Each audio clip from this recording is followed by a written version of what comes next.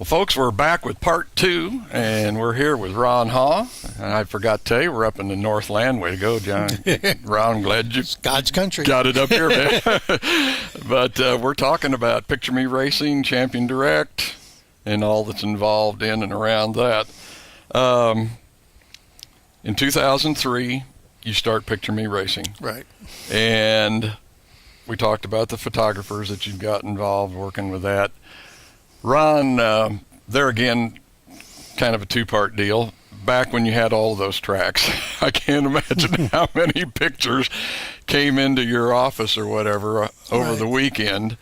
And how many were there? All right.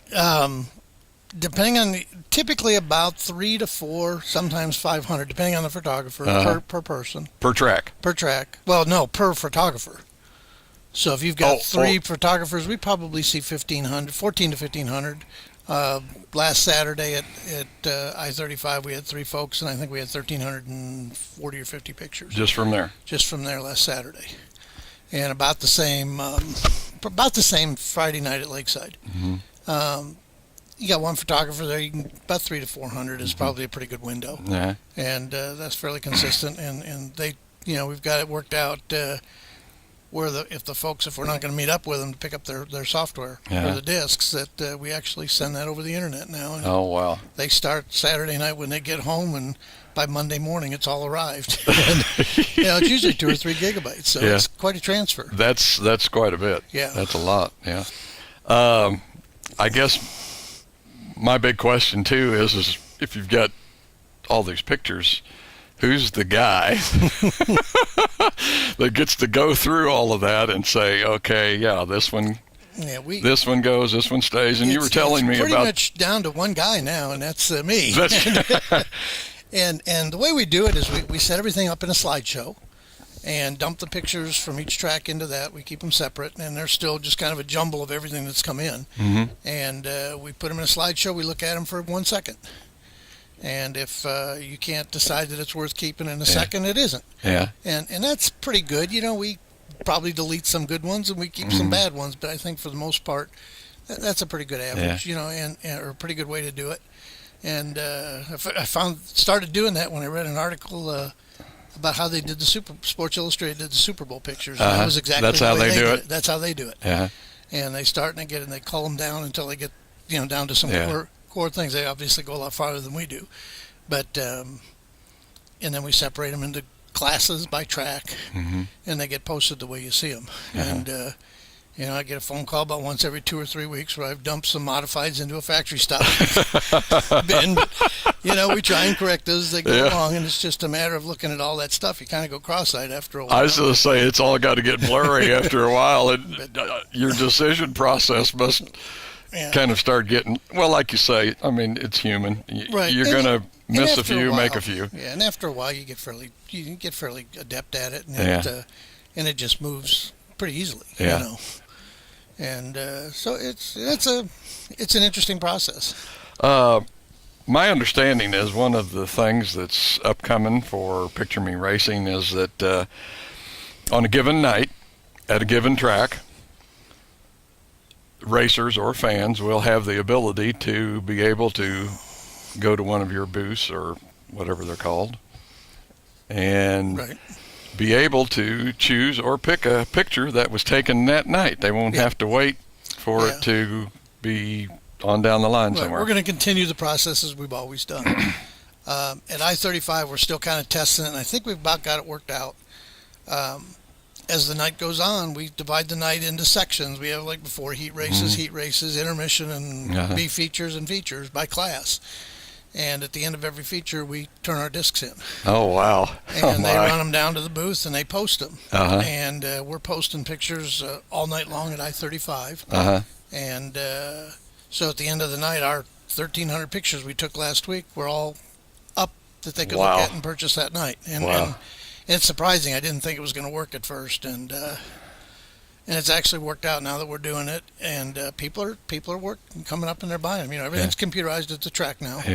Matter of fact, we got a new server in today that will be used at the tracks. We're going to bring Lakeside online. I hope we had planned on doing it this week, but it's looking like we don't have all the stuff in yet. So Yeah. we got a couple more pieces to put together, and we'll have a booth down in the concession stand in the pits like we always have.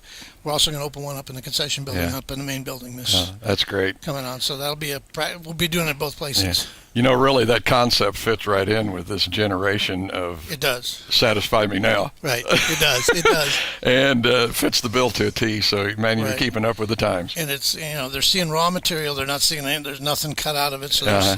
there's a lot of junk. But, we typically throw, depending on the photographer's experience and whether or not you're having a good or bad night, we'll throw anyway from any individual photographer will throw away probably 10 to 20% on average. Uh-huh. And if you're having a tough night, I had one a couple weeks ago. I probably threw 3/4 of my stuff away. Yeah. You just it's just some nights you just hit it, some nights you don't. I hear you. I've been there. I know what you're talking about. Ron, in 6 years of Picture Me Racing and this other time, is there one picture or series of photographs that are your favorite? The ones that come to mind obviously are some of the wrecks. Uh-huh. And, we had one, and there was one out at I-70 a couple years ago with a young fella from, came up from Lebanon and hit the number 2 wall, almost where John O'Neill did back when he had his accident. Uh-huh. And the car went up on its side like so, burst into flames. We got flames coming out of both windows. You can see the driver inside the car. Oh, my gosh, yeah. And that was a picture that Corey Hales took. And that's probably one of the best pictures like that I've ever seen. And then Nikki and Doug Hayes took a series of a midget out at Lakeside going through turn 1 and 2. I was there. Where he was up. Boy, he was within a foot of going over. Uh-huh. And his wheels were literally rolling up the fence as he flipped around the fence going along. And that was pretty neat because we wound up with about 10 great pictures of that. Yeah.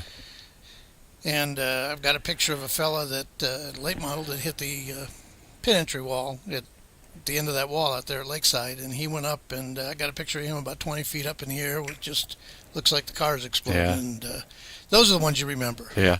Some of the best ones, are just some of the casual ones you take, and you look at them later on, and you go, "Wow, that's pretty cool." Yeah. Yeah. But and those are the ones I like too. Yeah. Where you've got the mud moving, you can see the driver's eyes inside the car, and that stuff. But the wrecks are the ones that kind of you remember the most because think so. They're pretty Intense. They're intense, yeah. Intense. You and I briefly talked about this last night, but the ones I like, it seems like nobody else. Videos I like, nobody else cares for, and the ones that I think are, okay, that's all right. Yep, everybody wants. People will say, "Oh man, that's really neat." Right, and it continues to amaze me, but I think it's a matter of taste. Okay, we've got a couple things we really need to talk about here. One is a program that you've started. As non-racers and people that are involved in and around racing, I sometimes think of, well, what do you give back? And you have started the Green to Checkered program, and I think it's really a really neat program. Why don't you tell us what that's all about? Well, we've always tried to sponsor a driver, a car, or somebody.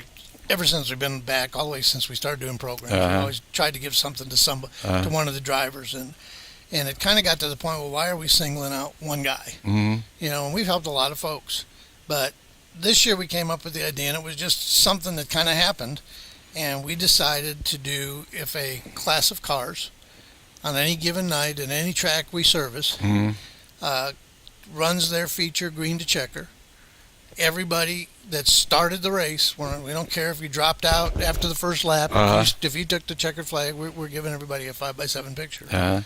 And we've been doing that now about 5 weeks, and so far we've given away just under $1,000 worth of photos. Oh my gosh! And so it's giving the fellows back a little something extra that they normally wouldn't get. And it's been a little more successful than I had maybe thought it was going to be. So I'm pretty excited about it.